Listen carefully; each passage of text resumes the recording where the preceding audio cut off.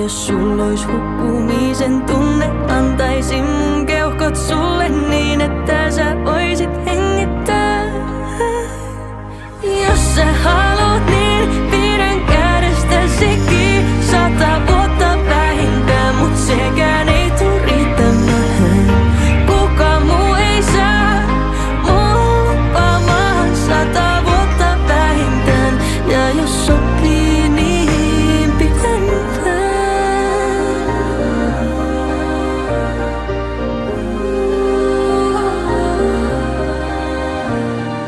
En kai aina muista kertoa, et joka senttimetri